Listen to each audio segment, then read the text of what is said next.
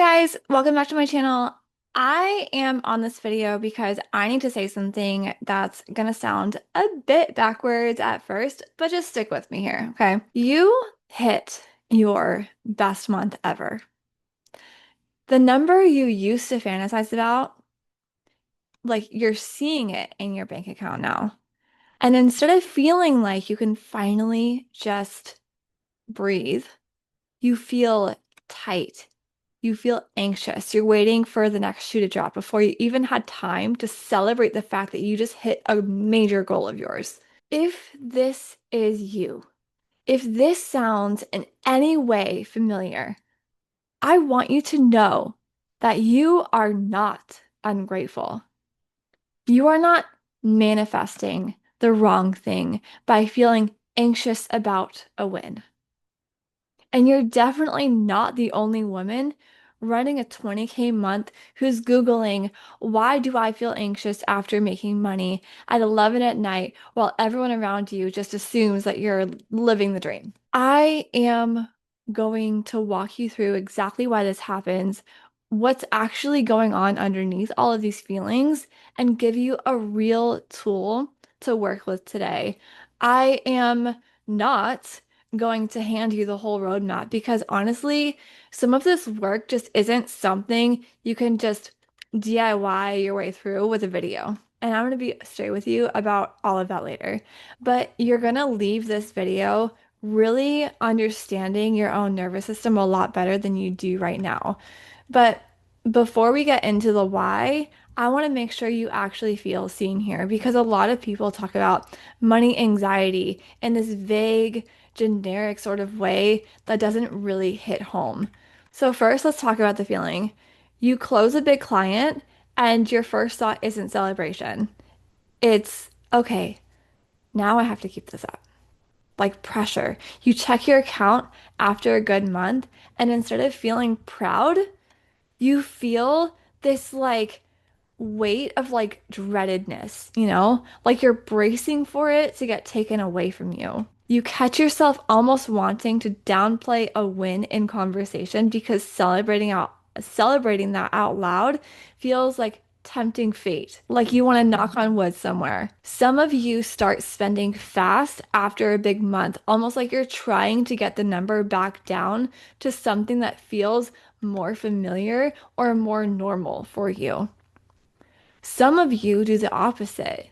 You hoard it. You refuse to invest in anything because what if it disappears? None of that is dramatic. It is actually so incredibly common, and it makes a lot more sense than you've probably given yourself credit for. This is what nobody, well, almost nobody, explains properly. Your conscious mind wants more money. It set the goal, it did the work, it hit the number. Great. But your nervous system isn't actually optimizing for your goals. It's optimizing for that familiar, for that normal feeling. That is its whole job. It's been doing that job since you were a little kid, long before you had a business or a bank account, and it just doesn't update it itself just because your income did. So when your income jumps past a level you have never sustained before, your nervous system doesn't read it as, oh, great, we did it. It reads it as, oh, now we're on unfamiliar territory, and unfamiliar has historically meant unsafe. I compare it to the cavemen. If you've ever heard me talk about the caveman story, the cavemen live in their cave, of course. It's dark, it's dirty, maybe in the middle of the night, you're living in this cave and your brother beats you up in the middle of the night and you deal with it. Why would you ever leave this cave? At least you're surviving in this cave. Why would you ever step into the light, step onto the grass, step and go see some flowers you've never seen before? Maybe something out there will hit you, a rock will hit you, a dinosaur will eat you. I don't know. How could you know? Because you know it's safe on this path that you're on. It's not being dramatic on purpose. You're running old math. New number, no reference point for what happens next. So it defaults to alert. That's the anxiety. It's not your character flaw. It's literally your body doing its job, just aimed at the wrong target.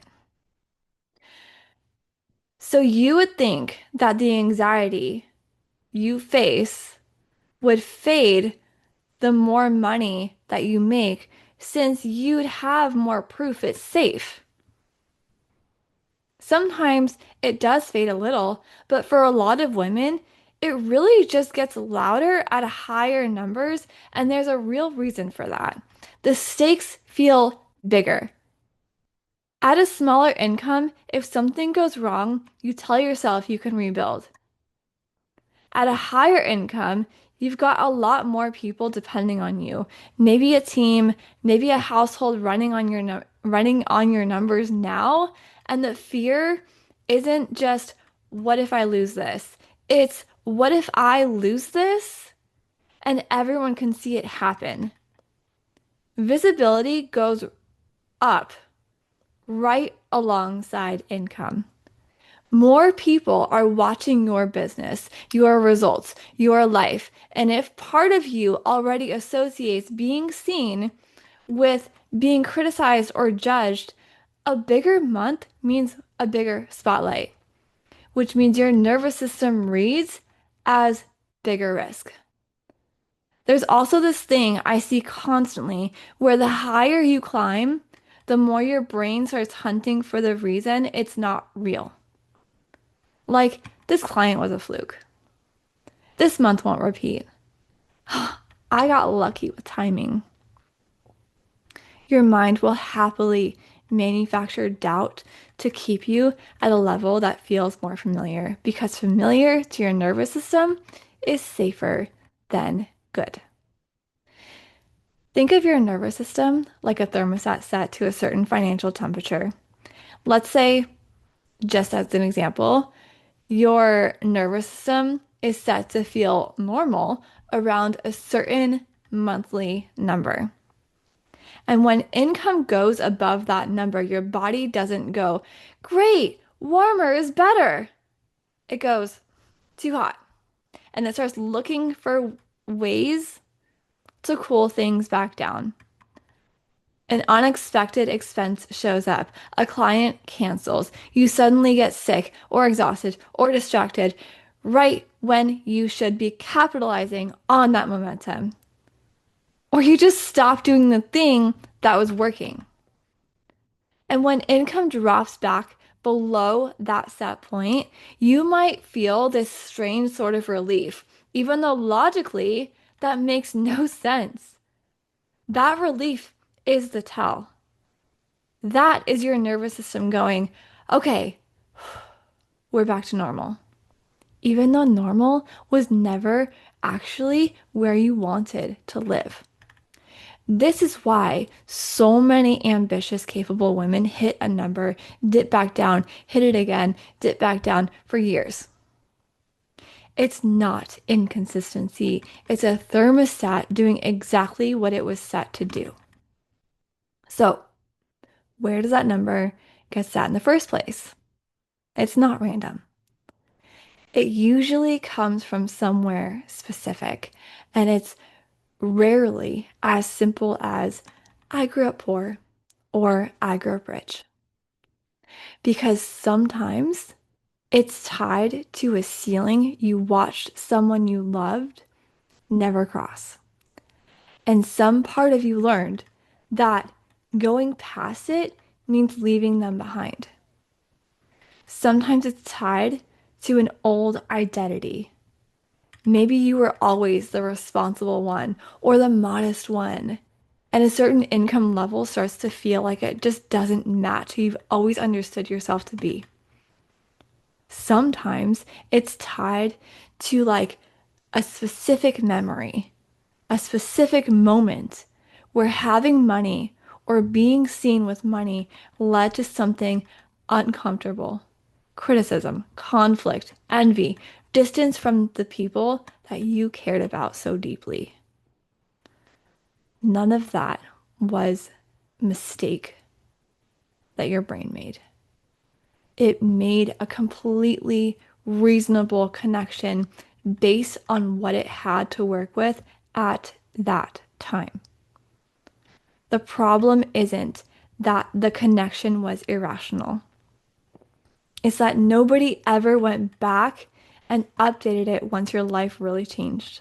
And I know that some of you are already thinking, okay, so I just push through the anxiety and keep going. I respect the instinct, but here's the problem with that approach on its own.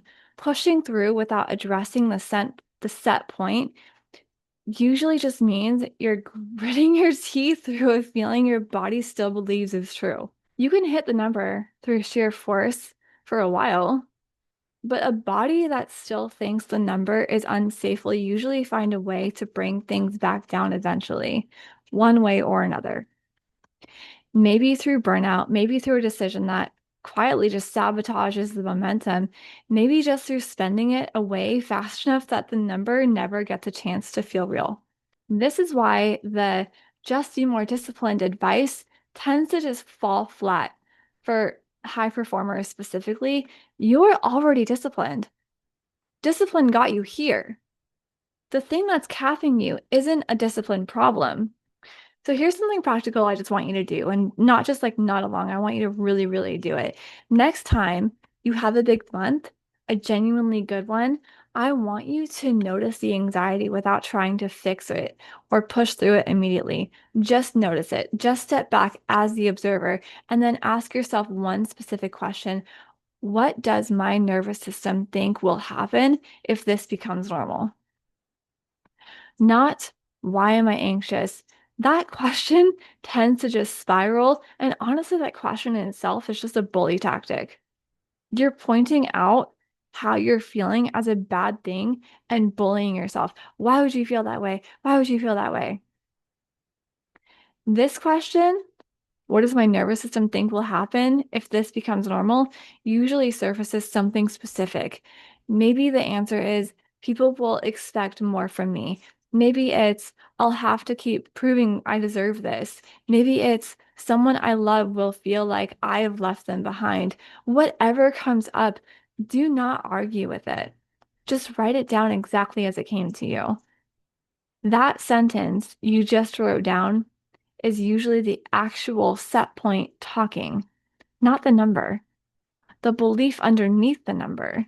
Most people spend years trying to out earn a belief instead of ever actually looking at it directly, which is exactly why the same anxious pattern keeps repeating no matter how much the income grows. Listen, I could sit here and give you a 5-step framework to release that belief right now in this video, and it would probably feel so satisfying to watch. But I would be lying to you if I said that is really how this resolves for most people. The belief you just wrote down usually isn't sitting by itself.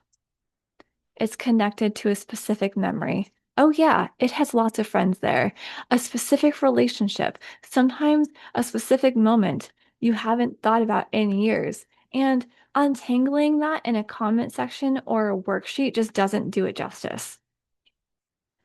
That part of the work needs a real conversation, the one where someone can actually follow the thread with you in real time, not a template for you to fill out alone at your kitchen table.